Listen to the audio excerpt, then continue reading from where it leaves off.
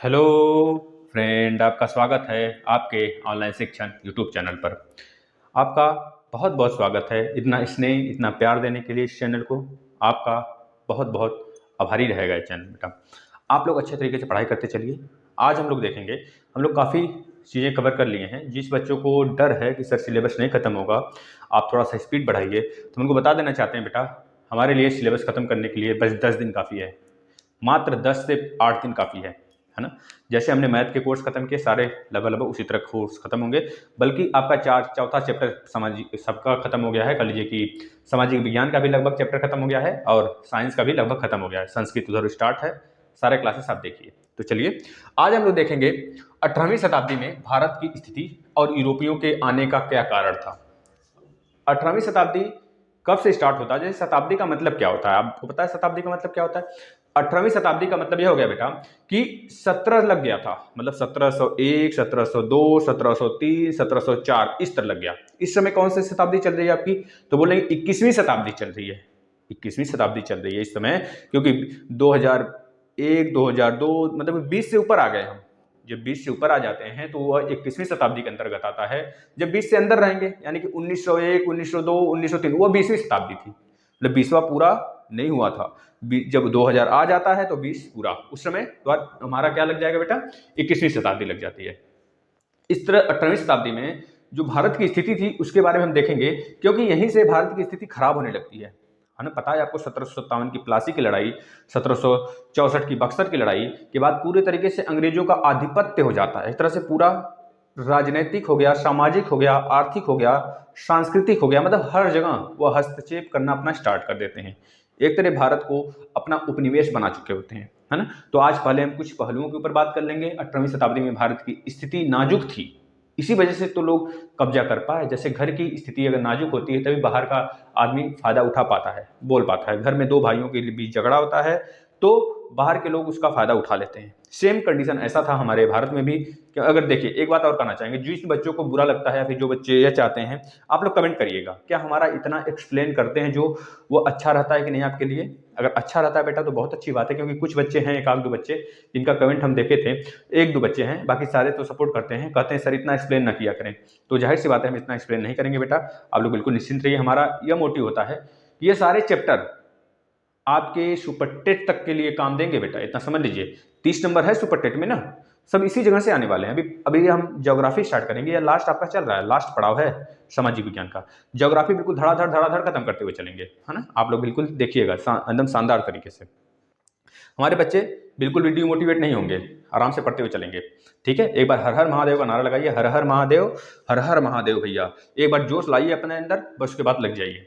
चलिए अब देखिए राजनीतिक स्थिति बेटा हम स्टार्ट करते हैं। पहली यहाँ पे 4 स्थिति आपको लिखे हुए हैं। 18वीं शताब्दी में जो घर की स्थिति थी, भारत मतलब घर एक हमारा है, हमारा मान लेते हैं घर है, घर को मान लिए भारत, ठीक है। और बाकी जो आस पड़ोस के हैं वो अलग अलग मान लिए कि कोई डेनिश है, कोई पुर्तगाली है, कोई डच है, कोई फ्रांसीसी है ना, इस तरह मान लिए हम सबको अलग अलग। तो उसी तरह आप समझेंगे, मान लीजिए आपका घर, आप भारत में रह रहे हैं, अपना जो घर है आपका वो भारत है। अगर घर में लड़ाई होती है तो बाहर के लोग जाहिर सी बात है फायदा उठाते हैं, आर्थिक दृष्टि से भी कमजोर करते हैं, दोनों भाइयों के बीच में लड़ाई झगड़े करवाते हैं, मारपीट करवाते हैं, जगह जमीन को लेकर विवाद हो जाता है। मतलब वही सब सारी चीजें हमको भारत के लक्ष्य में देखना है, भारत के एक तरह से भारत को केंद्र बनाकर, और आगे बाकी देशों के लक्ष्य को देखते हुए, मतलब कि उनके आने का क्रम देखेंगे, फिर उसके बाद हम स्टार्ट करेंगे यूरोपीय शक्तियों का आगमन। तो बस थोड़ा सा हम लोग भूमिका बना लेते हैं आज की वीडियो में, ठीक है। ये आपका सिलेबस में है, ये चैप्टर 1 है आपका, 18वीं शताब्दी में भारत की स्थिति कैसी थी। बस आज उसको खत्म करेंगे। राजनीतिक स्थिति देखेंगे, सामाजिक स्थिति देखेंगे, आर्थिक स्थिति देखेंगे और धार्मिक स्थिति देखेंगे। ये 4 स्थिति देखने के बाद हम आ जाएंगे यूरोपियों का क्या कारण रहता है, यूरोपीय क्यों आते हैं।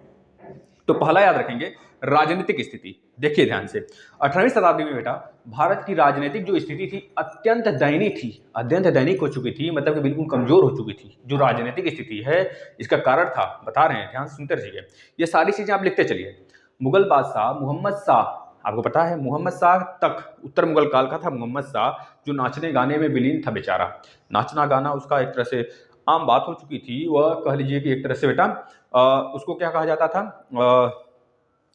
मोहम्मद शाह को एक नाम से और पुकारा जाता था, जिसे हम लोग कहते थे रंगीला बादशाह, है ना। रंगीला बादशाह के नाम से पुकारा जाते थे उसे, मतलब बुलाते थे, और उसका उपनाम भी रंगीला बादशाह था। वो बेचारा शासनकाल में साम्राज्य के विघटन की प्रक्रिया उसी जगह से प्रारंभ हो जाती है। वह नाचने गाने में भी नहीं रहता है और सारी चीजें उसके जो परदादा दादा होते हैं बेटा बना के तो गए हुए होते हैं। ठीक, वो बेचारा सोचता है खाते रहें कब तक खाएंगे, आगे आने वाली स्थिति तो खराब कर चुका था अपना वो।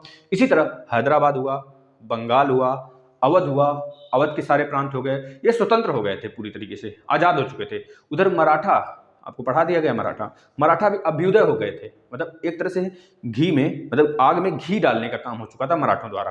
हालांकि 1857 के विद्रोह तक मुगल सम्राट को भारत का सम्राट माना जाता था।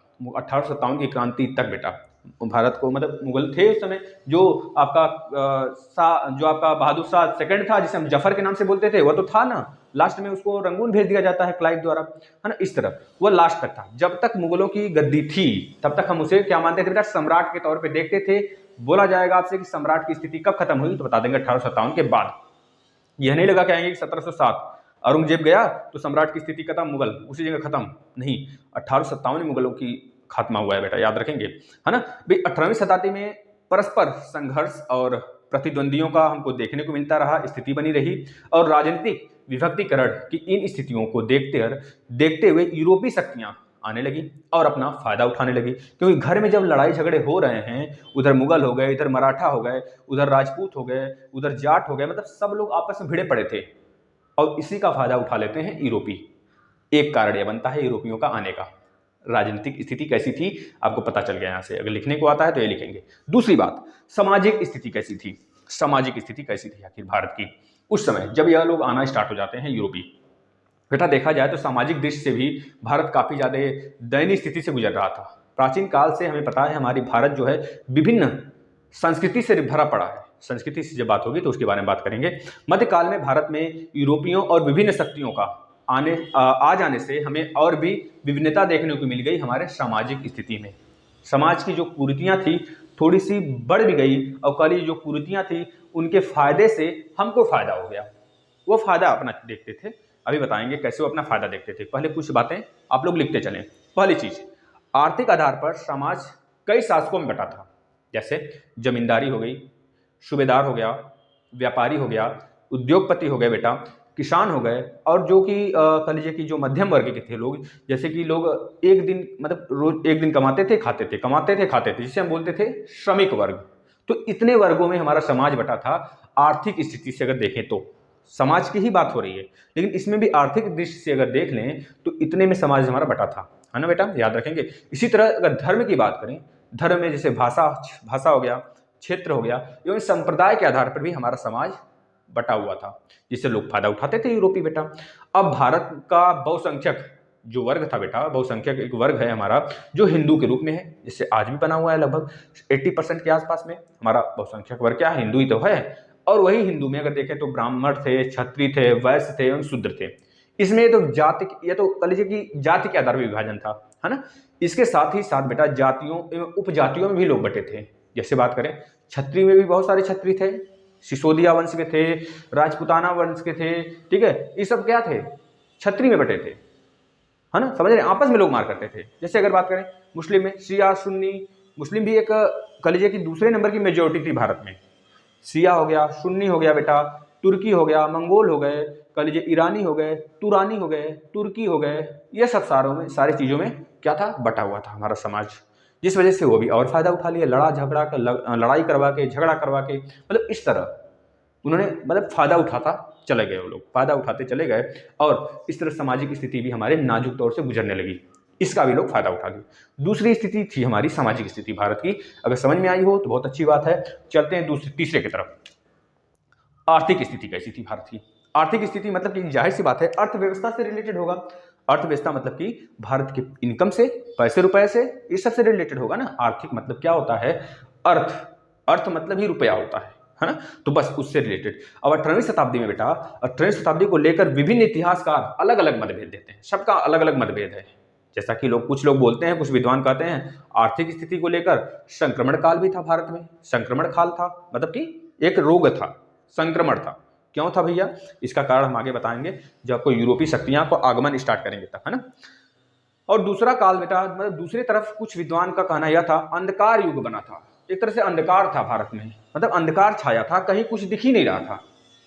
समझ रहे हैं ना, मतलब हर जगह देखते थे तो हर कोई लूटने पाटने पर था भैया, हर कोई लूटना चाहता था भारत को, चाहे वह यूरोपी थे, यूरोपी में चाहे वह स्पेन थे, स्पेन कह लीजिए या फिर अपना ब्रिटेन, अंग्रेजों को कह लीजिए बेटा, या फिर डच कह लीजिए, या फिर डेनिश कह लीजिए, या फिर फ्रांसीसी कह लीजिए, सभी लोग मौका खोज रहे थे, उस मौके का फायदा उठाना चाह रहे थे। और हम लोग एक बेवकूफ़ थे उस समय, हम लोग के यहाँ के अपना फायदा अपना लुटवा रहे थे भैया, मस्ती के साथ लूटो लूटो तुम लोग, क्योंकि पढ़े लिखे थे नहीं ना हमारे यहाँ बेटा, हमारे यहाँ क्या थे, लोग पढ़े लिखे थे नहीं उस समय, पढ़े लिखे तो 20वीं शताब्दी से लोग ज़्यादा जागरूक होने लगे ना हमारे यहाँ, शिक्षा का कह लीजिए कि डलहौजी के समय हो गया, बहुत सारे अभी हम बताएंगे जब स्टार्ट करेंगे गवर्नर जनरल तो उस समय बताएंगे कैसे हमारे यहाँ शिक्षा का स्टार्ट होता है, कितने हमारे यहाँ राजा राम मोहन हो गए, राजा राम मोहन राय हो गया बेटे, उसके बाद आपका सरस्वती चंद्र विद्यासागर जी हो गए, तो इन लोगों ने बहुत ज़्यादा काम किया है विलियम बेंटिक के साथ मिलकर शिक्षा को लेके, है ना। बहुत सारे गवर्नर जनरल थे, वायसराय थे, जैसे कि इरविन, इरविन बहुत ही अच्छा था बेटा, इरविन, तो वह भी बहुत अच्छा काम किया है हमारे यहाँ। तो ये सारी बातें हम बताएंगे आपको, और इसमें देख लेते हैं आर्थिक स्थिति में और कारण देख लेते हैं, और दूसरा काल मतलब इसको अंधकारमय मानता था, और क्योंकि भारत एक बेटा, भारत पुनः यूरोपीय शक्तियों का एक तरह से उपनिवेश बन चुका था, इधर मुगलों का संक्रमण गया,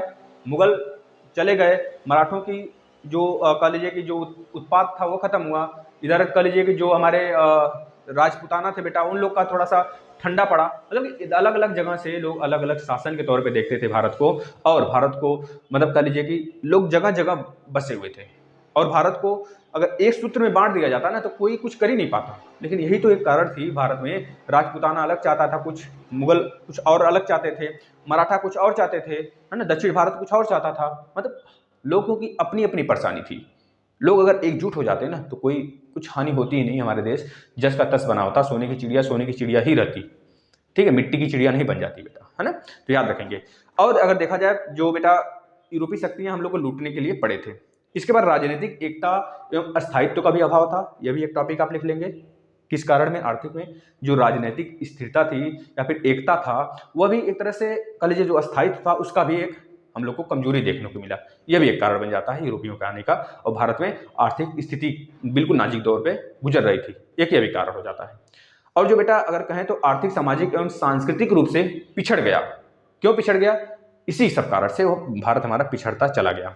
इसके बाद बेटा आ जाता है इस समय जो सूती कपड़े के व्यापार थे, आपको पता है कि इस समय हम लोग कहाँ नेपानगर, नेपानगर आपने सुना होगा, नेपानगर में कागज उद्योग था, और सूती वस्त्र का उद्योग, जैसे महाराष्ट्र वाला इलाका हो गया, गुजरात वाला इलाका हो गया, गांधीनगर वाला इलाका हो गया गुजरात का, तो इस सब जगह जो हमारा कह लीजिए कि पश्चिम वाला इलाका है वहाँ पे सूती व्यापार एक बार लगाया गया, सूती व्यापार का प्लांट एक बार लगाया गया, नष्ट हो गया, दोबारा लगाया गया फिर नष्ट हो गया, तिबारा लगाया गया, तब जाके रन करना स्टार्ट किया, बहुत तगड़े से रन करना स्टार्ट किया बेटा, उसी का फायदा उठा लिए, उसी कह लीजिए व्यापार एवं उद्योग अपने चरमों पर था, लेकिन वस्तुओं की मांग यूरोप में उस समय सर्वाधिक रहती थी, और इसी सब को देखते हुए यूरोप आना स्टार्ट हो गए, और आर्थिक स्थिति उनकी मजबूत होने लगी, हमारे यहाँ से कच्चे माल उठाते थे, अपने यहाँ क्या करते थे, डंप करते थे, हमारे यहाँ ले जाकर, हमारे यहाँ से लेकर अपने यहाँ डंपिंग करते थे बेटा, मतलब हमारे यहाँ से कच्चे माल उठाए और अपने यहाँ क्या किए, ले जाकर उसे एक तरह से नए माल के रूप में बनवा दिए, जैसे कि हमारे यहाँ से सूती वस्त्र उनको नहीं चाहिए थी, मतलब देख रहे थे सूती वस्त्र काफी अच्छे अच्छे तरीके से बन रहा है, लेकिन उनका काम था बेटा कि यहाँ के जो अगर व्यापार इसी तरह दिन पे दिन बढ़ता रहा तो हम लोग की जो स्थिति रहेगी कमजोर होती रहेगी, इस तरह वो आते गए, आर्थिक स्थिति से पहले हम लोग को कमजोर किए, फिर उसके बाद सामाजिक स्थिति से कमजोर किए, फिर सांस्कृतिक स्थिति से कमजोर किए, फिर राष्ट्र में राजनीतिक स्थिति पूरा कवर कर लेते हैं 1764 के बाद, है ना, ये सारी बातें डिस्कस करेंगे। और इस तरह भारत जो है बेटा प्रगति करते करते रह जाता था, और कुछ और कारण थे, जैसे कि बात करें उस समय मुद्रा का भी प्रचलन था, है ना, यह चीज याद रखेंगे, जब आर्थिक स्थिति देखा जाए 18वीं शताब्दी में, आपसे अगर पूछा जाए कि क्या उस समय मुद्रा की स्थिति, मुद्रा प्रचलन में था भारत में, तो बोलेंगे हाँ प्रचलन में था, उस समय मुद्रा से ही लेन देन होता था बेटा, ये चीज आप याद करेंगे, इसे लिख लेंगे बेटा। और कह लीजिए कृषि की स्थिति बिल्कुल भी ठीक नहीं थी, जो कृषि थी बेटा बिल्कुल नाजुक दौर से भी गुजर रहा था उस समय, आप लोग देखे होंगे कि जगह जगह से विद्रोह हो रहा था मुगलों के समय, कृषि के समय, और अंग्रेजों के समय भी बहुत ज्यादा किसान विद्रोह हमको देखने को मिलेगा, पंजाब में कह लीजिए कि कुका विद्रोह, कुकी विद्रोह असम की तरफ बेटा, ठीक है, मोपला विद्रोह, ये सब सारे विद्रोह हमको किसान के विद्रोह देखने को मिलेंगे, मुंडा विद्रोह, ये सब क्या है, ये सब जैसे कि आपका हो गया क्या बोलते हैं, मेघालय की तरफ हो गया, जैसे कि खासी, जयंतिया, ये सब है ना, ये सब एक जनजातियां हैं। किसान ने विद्रोह, किसान के रूप में विद्रोह कर दिए, मतलब जमीन जायदाद को लेकर विद्रोह कर दिए, क्योंकि अंग्रेजों की हड़प नीति थी, वो हड़पते थे और इन लोग के विचारों को, इन लोग की जो मजबूरियां थी उसको नहीं समझते थे वो, और अपने में मगन रहते थे, सारी चीजें अपने पास मिला लेना चाहते थे। ये चीज याद रखेंगे। आर्थिक स्थिति से कैसे हम लोग गुजर रहे थे 18वीं शताब्दी में, आपको इससे रूबरू, मतलब आप इससे रूबरू हो चुके होंगे। या फिर इतना कर लीजिए, थोड़ी सी अगर और बात कर लें, जैसे कि हमारे यहाँ व्यापार की प्रगति जो थी बेटा, लघु उद्योग के लिए विकास पे थे हम लोग। लघु उद्योग हो गया, कुटीर उद्योग हो गया, आपको पता है ना कि हम लोग के यहाँ गाँव गाँव में हर एक चीज, पहले क्या होता था, आज भी लोग देखते हैं, दौरी, दौरी होता है ना, जो बांस वाली दौरी बनती है, जिसे हम लोग छिट्टा बोलते हैं, छिट्टा, तो उससे वह बनता है, वो गांव में बनता है। कह लीजिए कि जो धागा हो गया, धागा से साड़ी की बुनाई हो गई। अभी आप भदोई में चले जाएंगे तो भदोई में कंबल जो बुना जाता है बेटा, मतलब हर क्षेत्र किसी न किसी रूप में एक उन्नति पे था, एक उत्कर्ष पे था, एक प्रगति पे था। लेकिन यह सब जब आग जाते हैं बेटा, तो हम लोग के यहाँ जो जो काम कुटीर उद्योग था ना, वो सब मशीनों से करने लगते हैं, मशीनों से करने लगते हैं। तो हम लोग जहाँ 4 बनाएंगे, वो लोग 10 बनाएंगे, 20 बनाएंगे, 100 बनाएंगे, 1000 बनाएंगे। और हम लोग के यहाँ से जो माल जाता था बेटा बाहर, उस पर काफ़ी ज़्यादा टैक्स लगा देते थे। जैसे हम लोग के यहाँ जो मिट्टी के बर्तन रहते थे ना, वो यूरोप में काफ़ी ज़्यादा खपते थे, यूरोपी काफ़ी ज़्यादा उसे पसंद करते थे, बहुत पसंद करते थे। तो इस वजह से वो ज़्यादा से ज़्यादा जब जान जाते हैं कि यह चीज़ भारत का यूरोप में जा रहा है, विदेशों में जा रहा है, तो वह क्या काम किए, इस पे ज़्यादा टैक्स ठोक दिए, हम लोग के माल पे ज़्यादा टैक्स ठोक दिए, और अपना माल उधर बनाने लगे, इधर से कच्चा माल ले जाके, जिससे कि वो अपना सामान भी, जैसे कच्चा माल भी ले जाते थे और अपना बना बनाया माल हमारे में भी आके डंप करते थे।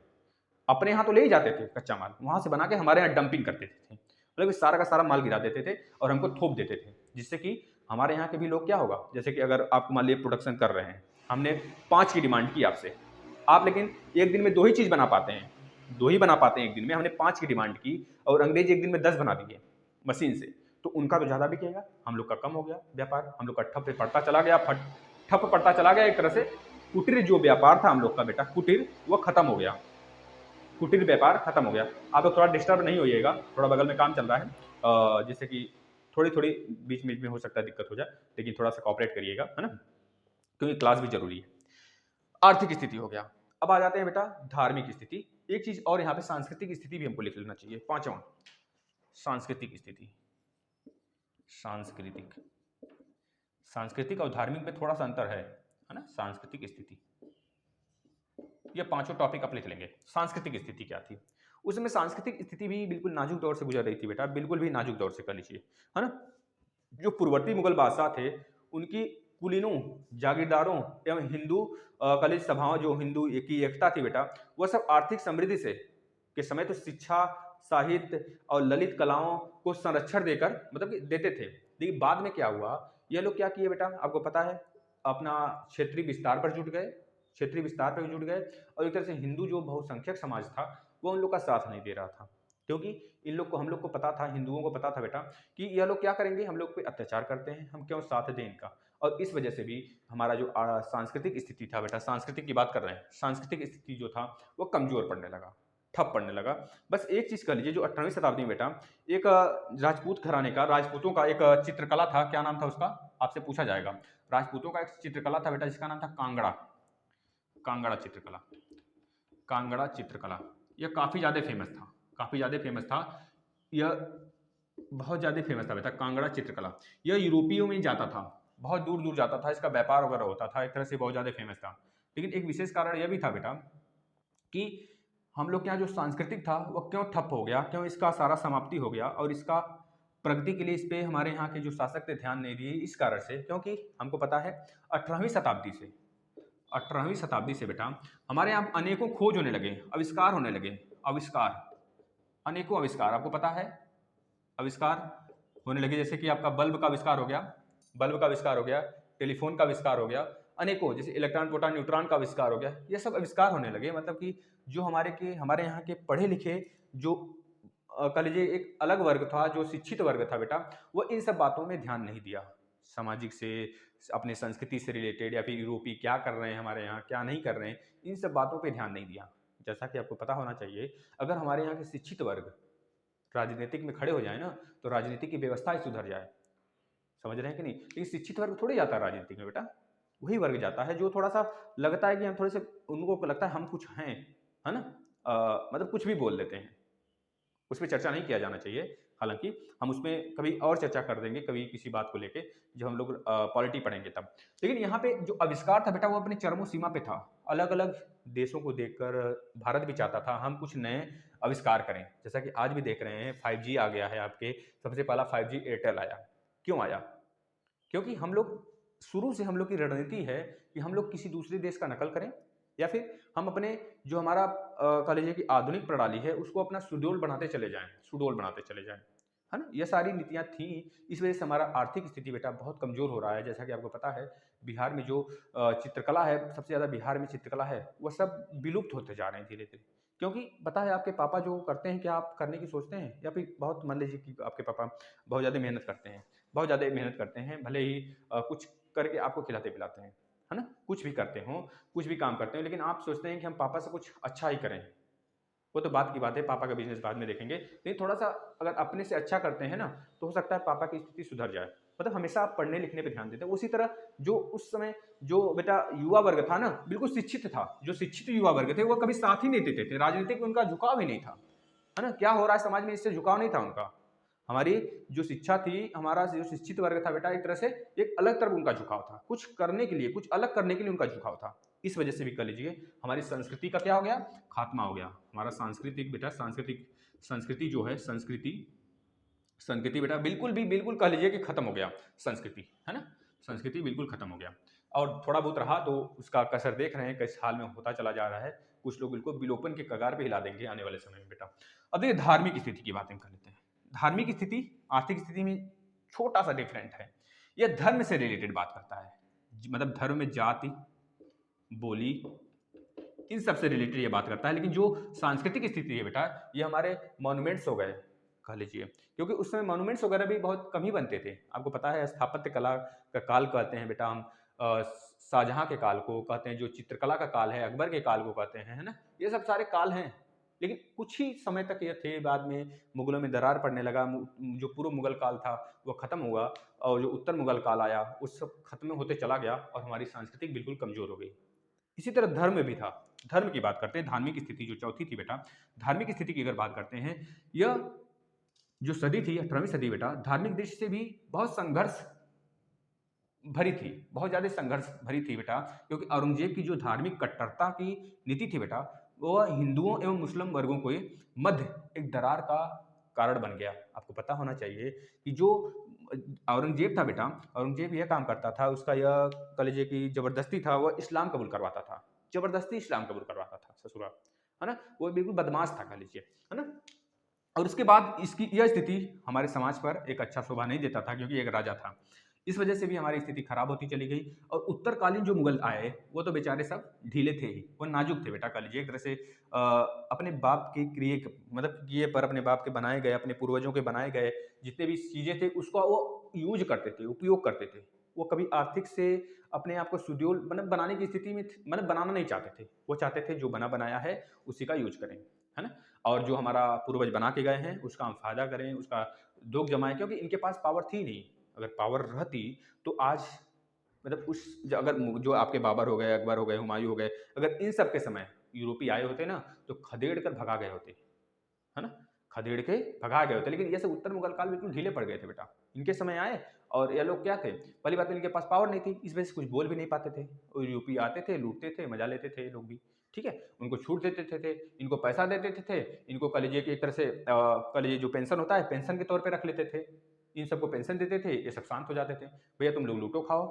इन लोग को तो परेशानी थोड़े होती थी, परेशानियां तो उन लोग को होती थी ना, जो छोटे छोटे वर्ग थे बेटा, जो कुटीर उद्योग करते थे हमारे यहाँ के। इस तरह अब धार्मिक स्थिति में ये सब सारी चीजें व्याप्त थी बेटा। यहाँ कह लीजिए कि आपका जो उत्तरकालीन मुगल काल था, उसके शासक थे बेटा, बिल्कुल नाजुक दौर से गुजर रहे थे, है ना, यह चीज था।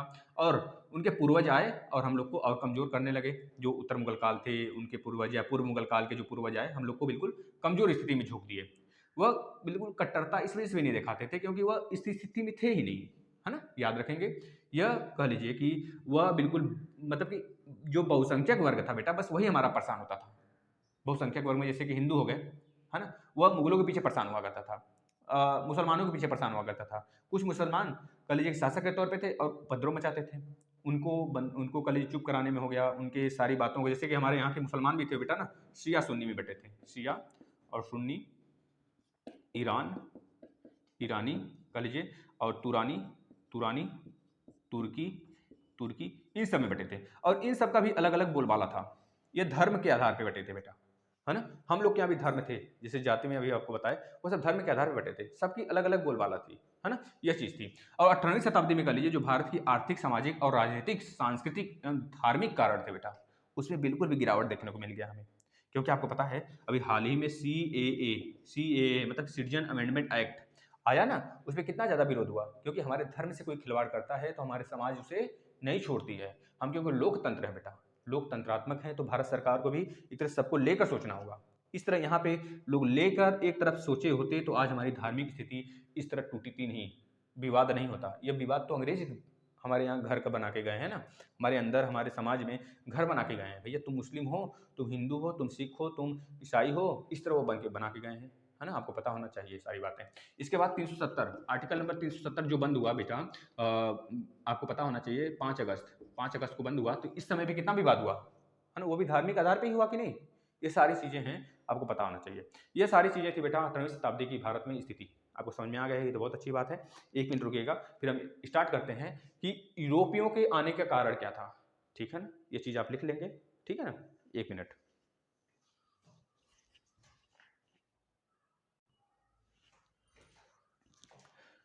अब देखिए भारत में यूरोपियों के आने का कारण क्या था, इसके बारे में चर्चा करते हैं। अब स्टेप बाय स्टेप आप लिखते चलेंगे, हम बोलेंगे। पहला कारण यह था भारतीय मसालों की यूरोपीय, जो भारतीय मसाला था बेटा, वो यूरोपीय बाजार में बहुत ही उसका महत्वपूर्ण योगदान था और बहुत ज़्यादा मांग था, मतलब अच्छे लाभ प्राप्त करते थे। इस वजह से मसालों के कारण भी यूरोपियों का आना हुआ, पहला कारण। दूसरा कारण आप लिखेंगे, भारत जो है आर्थिक संपन्नता, व्यापार एवं वाणिज्य से बिल्कुल परिपूर्ण था, भरा हुआ था। इस वजह से भी यूरोपी आना चाहते थे, आकर्षित होते थे। तीसरा कारण लिखेंगे बेटा, जो जल मार्ग था उसकी खोज हो चुकी थी। क्योंकि आपको पता होना चाहिए कि वेनिस हो गया, जेनेवा हो गया, ये दोनों देश जो देश थे बेटा, वेनिस और जेनेवा वाले, ये क्या करते थे, पूरी तरीके से एशिया और यूरोप को बिल्कुल बंद कर दिए थे, लॉक कर दिए थे। जो उसका स्थलीय मार्ग था ये सब लॉक कर दिए थे। क्योंकि आपको पता होना चाहिए कुस्तुतुनिया एक मार्ग है, कुस्तुतुनिया पर तुर्कों का अधिकार हो गया था, जिसके कारण से अरबवासी वाला पूरा अरब वाला क्षेत्र ही बंद कर दिए थे लोग।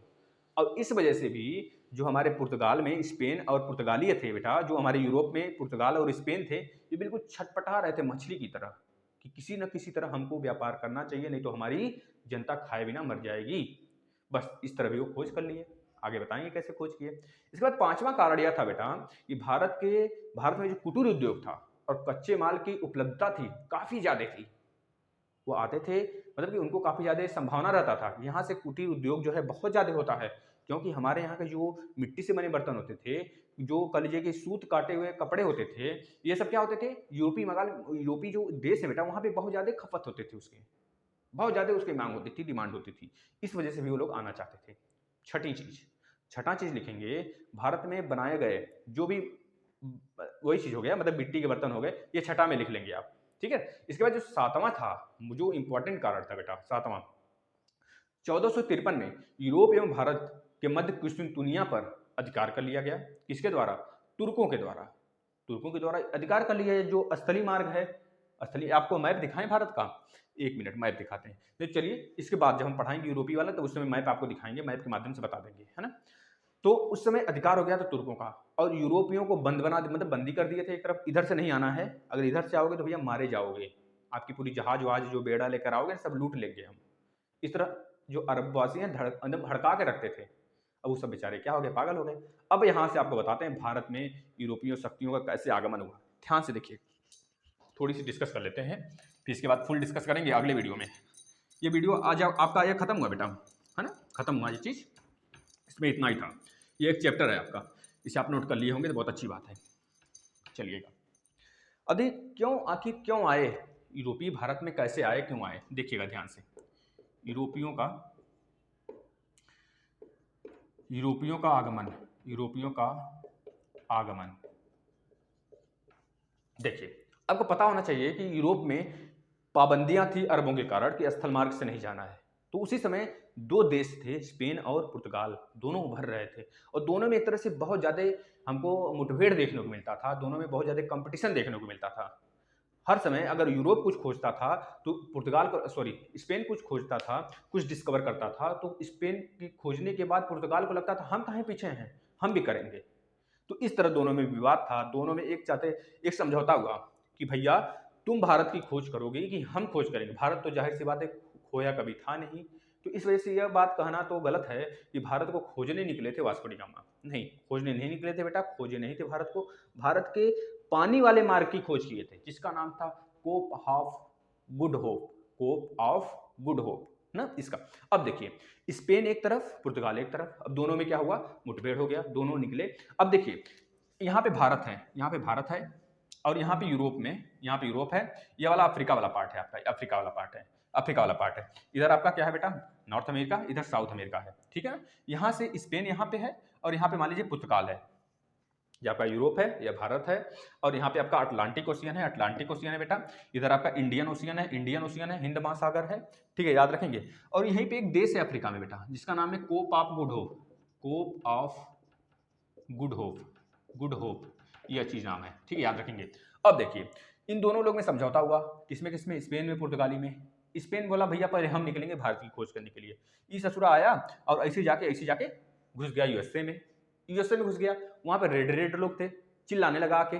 1492 में गया था, क्या नाम था इसका, सबसे पहला जो स्पेनिश था बेटा, कौन गया था यहाँ पे अमेरिका में 1492 में, बताएंगे 1492 में सबसे पहला था कोलंबस।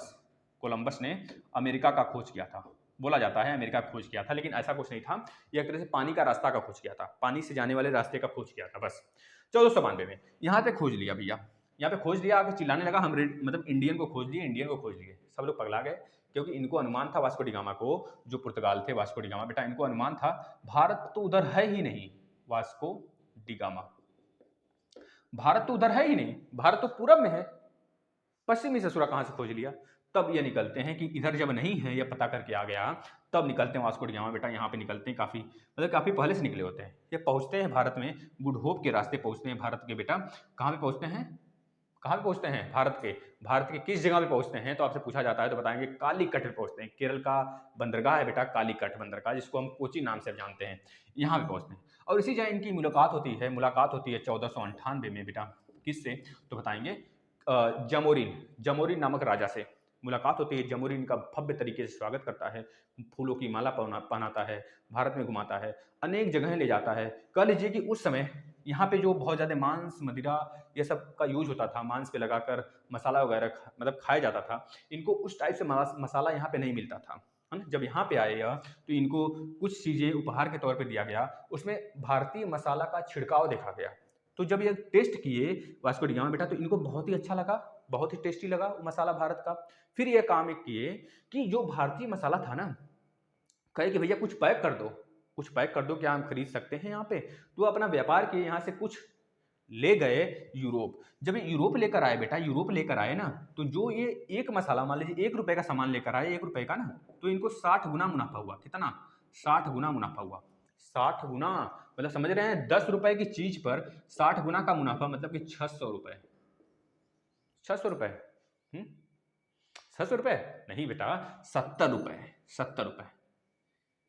10 छक्का 60, 60 रुपए मुनाफा हुआ, प्लस 10 रुपए उनका जो लगाए थे वह, मतलब कि 70 रुपए, मिला जुला कर 60 रुपए उनका बचा। तो भैया ये भौचक्का रह गए, अरे ये क्या हो रहा है ससुरा, ये तो अभी हम देख रहे हैं कि 10 रुपए का ले जा रहे हैं तो 60 रुपए ज्यादा कमा रहे हैं, अगर हम 1000 रुपए का ले जाएंगे तो 60,000 रुपए ज्यादा कमाएंगे। अरे क्या मजा आ जाएगा फिर तो फिर ये गया ना, हल्ला बोल दिया यहाँ पे जाके। फिर अब क्या हुआ बेटा, क्रम से सब आने लगे अटलांटिक ओशियन से, यहाँ से आने लगे। ये कोप ऑफ गुड होप, याद रखेंगे, ये इस रास्ता, पानी वाले रास्ते का नाम क्या था, कोप ऑफ गुड होप, याद रखेंगे बेटा।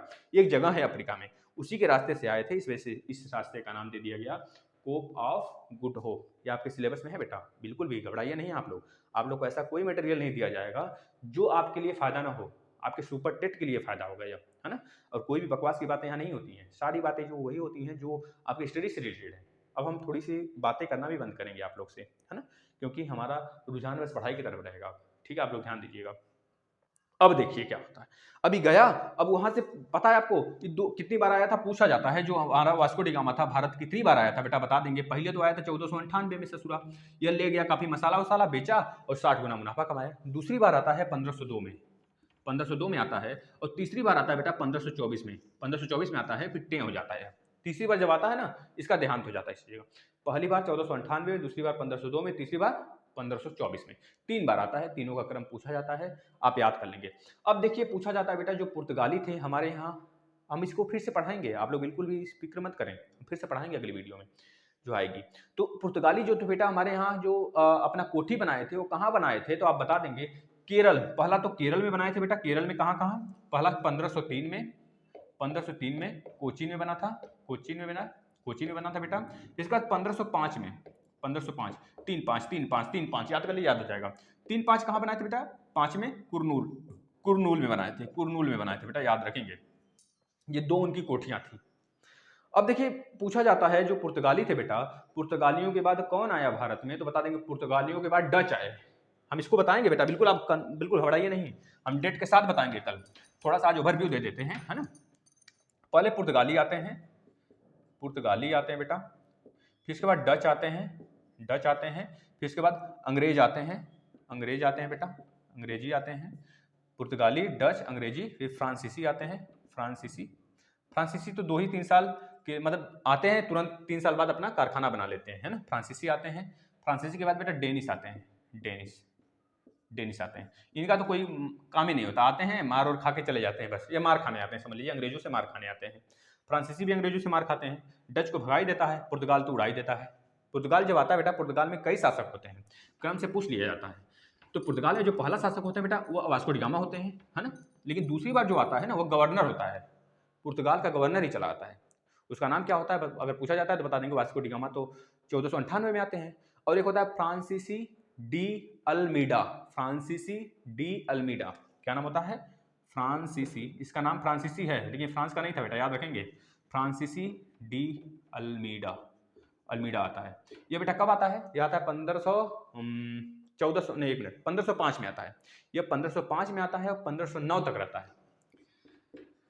1505 में आता है और 1509 तक रहता है भारत में। और काफी ज्यादा बेड़े लेके आता है, 16-17 बेड़ा लेके आता है। मार करने पे उतारू हो जाता है भैया, मार करने चला आता है ससुरा।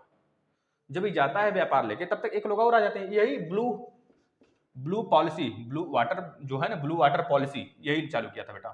ब्लू वाटर पॉलिसी यही लागू किया था, यही लागू किया था ब्लू वाटर पॉलिसी बेटा, याद रखेंगे। इसके बाद आ गया बेटा अल्बुकर्क, पहला फ्रांसीसी डी अल्मीडा, आपके वास्को डी गामा के बाद फिर आ जाते हैं कौन, एक क्या नाम, अल्बुकर्क नाम होता है, अल्बुकर्क आता है। अब यह काम करता है सरसुरा, ये जब आता है ना, गोवा पे अधिकार कर लेता है। उस समय गोवा पर बीजापुर के सुल्तान यूसुफ आदिल शाह का शासन होता है। उसको मारता है, हराता है, उसकी बेटियों से शादी भी कर लेता है ससुरा, और भगा देता है, उनको लखेत देता है। इसके बाद गोवा हो गया। देखिए जैसे हमारा भारत है ना, ये भारत है हमारा, ये हमारा भारत है, ठीक है ना, भारत। यहीं पे हमारा क्या है बेटा, ये चीज, ये वाला क्षेत्र हमारा कह लीजिए महाराष्ट्र है। महाराष्ट्र यहाँ पे बेटा आ जाता है हमारा क्या, गोवा। और ये हमारा कर्नाटक वाला है, इधर केरल वाला है, इधर तमिलनाडु है, इधर हमारा आंध्र प्रदेश है, इधर हमारा उड़ीसा है, और यहीं पे तेलंगाना, और यहाँ पे छत्तीसगढ़ वाला राज्य है, फिर इधर मध्य प्रदेश है ना, ऐसे बना हुआ है। तो गोवा पे अधिकार करता है। और जो यहाँ पे है दमन दीव, दादर नगर हवेली, इस पे भी अधिकार कर लेता है यूसुफ शाह को हरा के बेटा, जो सुल्तान यूसुफ आदिल शाह को हरा के। यहाँ पे पुर्तगाली जो आपका लास्ट वाला आता है अल्बुकर्क, वो अधिकार कर लेता है। तो पूछा जाता है आपसे कि गोवा और दमन दीव पे कब अधिकार हुआ पुर्तगालियों का, तो बता देंगे 1509 में। और छोड़े कब, जब भारत आजाद हो गया ना उसके बाद, मतलब कि समझ रहे हैं 1961 में भारत आजाद हो गया, तो 1947 में। तो यह चीज आपसे पूछा जाता है। सबसे पहले आने वाले यूरोपीय कौन थे, तो बताएंगे पुर्तगाल भैया। सबसे लास्ट में जाने वाले तो भैया पुर्तगाली थे, जो कि आए थे 1498 में, मतलब कि राज किए थे 1509 से, गोवा पे अधिकार कर लिए थे। और 1947 में भारत आज़ाद भी हो गया, लेकिन इनको भगाया गया 1961 में। यही थी पूरी कहानी।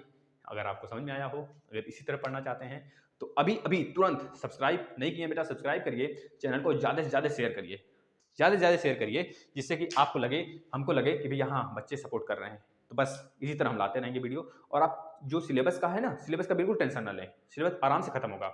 हम लोग रणनीति बना रहे हैं भैया, आप लोग चिंता ना करें। बहुत सारे खत्म हो गए, मैथ के खत्म हो गए हैं और बाकी सिलेबस खत्म हो गए हैं। आप देखिए आगे प्लेलिस्ट में आइए, देखिए टेस्ट होता है हर संडे को, उसको फॉलो करिए। धमाकेदार सेशन करेंगे बेटा। ये आपका जो सेशन है ना, सामाजिक विज्ञान का, आपका ज्योग्राफी का, पॉलिटी का, ये आपका जो है ना, ये आपका सुपर टेट लेवल तक का है। हम इतना भर देंगे इसमें ना, हर चीज़ यही सब आएगा जो आपके सिलेबस का है, यही सब आता है। एक बार अच्छे से पढ़ लेंगे, अच्छे से जान लेंगे, सब कुछ आपका रिवीजन हो जाएगा। एक बार रिवीजन कर लेंगे, वहाँ पे जाके पेपर देंगे, बहुत ही आनंद आएगा, बहुत आनंद आएगा। चलिए एक बार हर हर महादेव बोलिए और हमको जो भी गलतियाँ होती हैं थोड़ा सा बताया करिए, जैसे कि कमियाँ होती हैं बताएं। अगर आप लोग बताएंगे तभी हमको कुछ करने का, सुधार करने का मौका मिलेगा, है ना। बाकी सब सही चल रहा है, आप लोग पढ़ाई करिए और अपना ध्यान रखिए। धन्यवाद।